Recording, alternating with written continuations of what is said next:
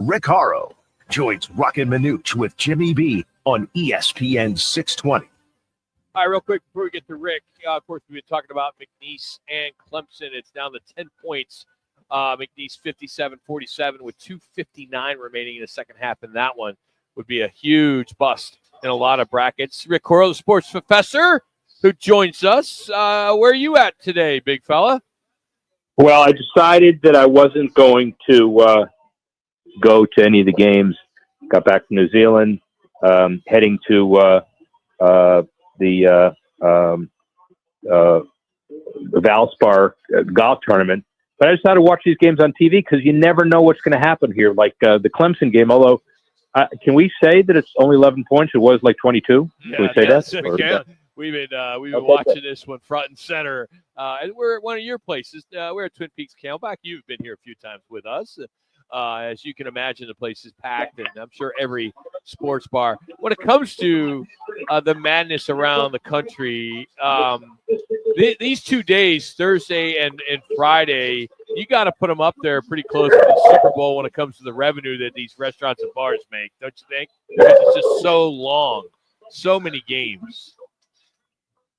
Yeah. Well, listen, it's for people that from your neck of the woods. I guess it's 9 or 10 in the morning until late at night. Yeah. And at the end of the day, it's all revenue that probably wouldn't be found at that level at this time.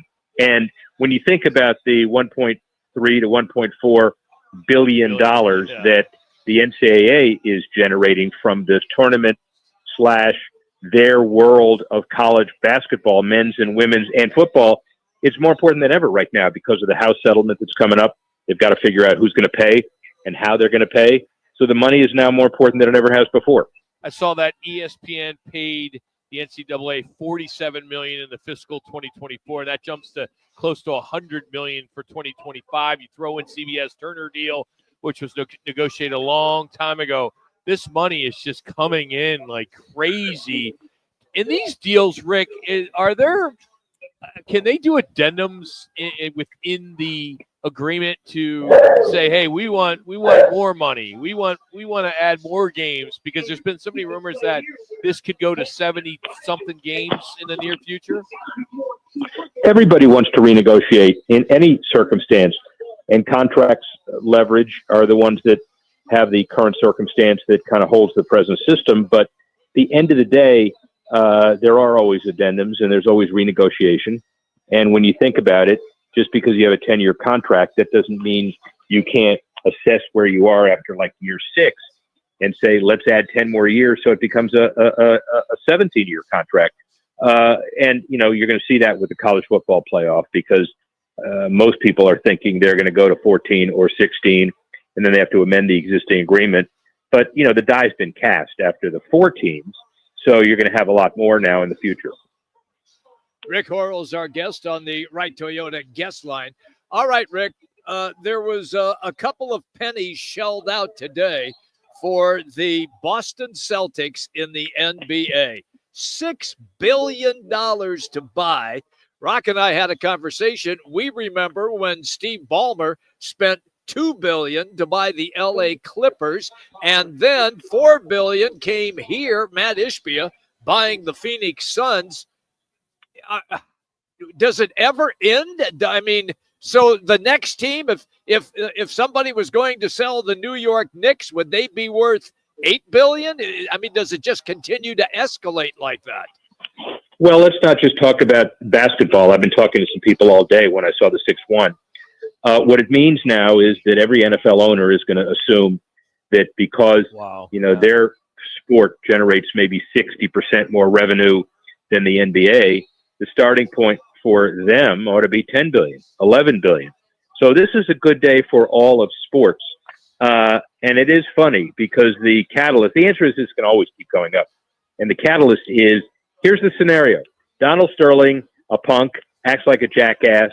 David Stern leaves it to Adam Silver and says, get out of here. He gets $2 billion and the rest is history. So of course, the message is, if you act like a jackass, you're forced to sell, you're going to make a lot of money, and so is the rest of the league. Rick Horrow here on ESPN 620. So, Rick, the largest sale of a North American sports franchise was $6.05 billion to the Commanders. Is that why it went to 6.1? Because they wanted to be the biggest, the largest? You think that plays Well, into let's it? assume this. Let's assume you're going to make the deal. Yeah. And let's assume that people know that you're going to make the deal. And let's assume that the current sellers want to say, well, we have somebody else on the hook, and it can be a certain price, but for a little bit more of a premium, it's yours today. And maybe that premium reflects the highest franchise price ever given for any team. Of course you're going to do that. Makes sense. Too much sense.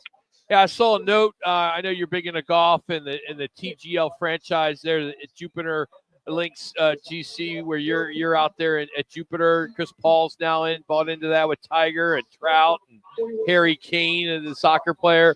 Are you getting in on this? Are you going to back this Tiger Woods TGL franchise in Jupiter? Well, I go to a lot of the events, but I'm still not sure if it's a TV event, if it's a spectator event, if it's a combination of both, or if it's a combination of neither.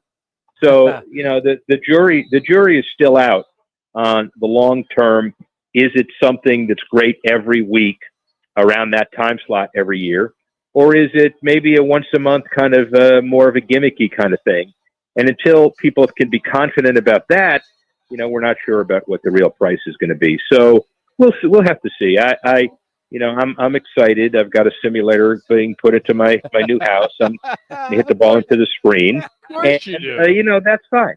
Yeah, of course I do. And the bottom line is that, the good thing about a simulator is unless you shank it, you're not going to miss the screen.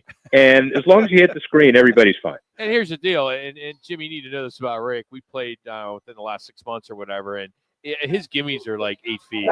So this simulator is great because it'll never go out of bounds. It'll always be in play, just like the way you play, right, Rick? I mean, you're the most generous guy. There's a button on the simulator, and it's going to be called my pick it up button. Yeah. Everything within 7.5 feet. But, hey, I want to ask you too in regards to the NHL.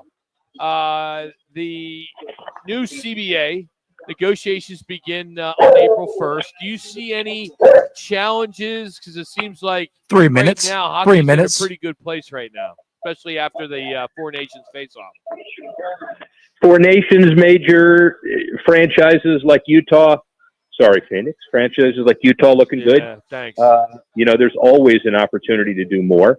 But the bigger issue, by the way, is that Gary Bettman and Marty Walsh are really good friends, collaborators. Marty Walsh, the head of the union, as you know, was the mayor of Boston.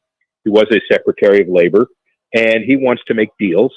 So I think everything is lined up for a really good deal as far as the NHL is concerned. How would you rate Gary Bettman? I know that he got an awful lot of bad raps from fans and even some former owners and even owners today. To be honest with you, with everything that he has had to deal with, and he did everything he possibly could do, Rick, to keep the Coyotes in Phoenix until he was absolutely forced to let them go in a sale. How would you rate him then as a commissioner? Wonderful. Longest-standing commissioner, has the confidence of every owner in the NHL, therefore has some amazing leverage. Bill Daley is his right-hand guy that basically crosses all the T's and dots all the I's. And he is a marvelous tribute to hockey. And he's also a good friend. He's a book contributor. Minute and a half. Commissioner in the game. Rick, I know your dog's name is Duke, so I'm assuming you took Duke to win it all. Of course. Yeah. Of course. All right. Yeah. And I'm going to get another dog, and he's going to be Irish. I'm going to name him McNeese. What do you think of that? Well, is it McNeese or McNeese? How's the correct pronunciation? It's like a Big Mac. Don't start. I know where I think you're going. We're not going there. So it's 1 minute. 1 minute. Oh, we love you, Rick. Enjoy the madness, buddy. Thanks for making some time with us today. See you next week. Bye. Rick Horrow, the sports professor. Great. Follow him on Twitter as well. Just look at Rick Horrow. By the way, Mick Neese and Clemson. There is 45 seconds remaining, and McNeese is up 65-56. And just remember that their head coach, Will Wade, is going to be the new head coach at North Carolina State. I wonder, I'm sure in his contract, he had some incentives. And those incentives are if you win, if you get an NCAA tournament bracket win, you get $150,000 or whatever. Good point. I wonder if that still plays in or it trumps it because he has another contract. And do we know if he even Clear to wrap. Clear to wrap. Know if he signed it? The game's not over yet. 65-59. It's coming down to the wire. They're going to start fouling, and we'll see how this goes. And I'm sure it'll be another 5 minutes before the last 40 seconds is over. But this game is just going over. All right, game's over. You just slammed. I hate doing play-by-play. We'll come back. We need a contestant to face one of the lovely ladies here at Twin Give the number. Peaks in Camelback. 602 is, 602-230-0620 is the phone number. Fifth caller is courtesy of Bud Light and Neutral. We do it every Thursday at this time, and the girls are 16-9. So we need somebody to challenge Caroline. Is it Caroline? Who will be competing today. So again, the phone number is 602-230-0620. Fifth caller, and you will pick. We're not going to do the Georgia. Minuch is never. Well, we'll give you the games when you come on. Yeah. More Rock and Minuch with Jimmy B next.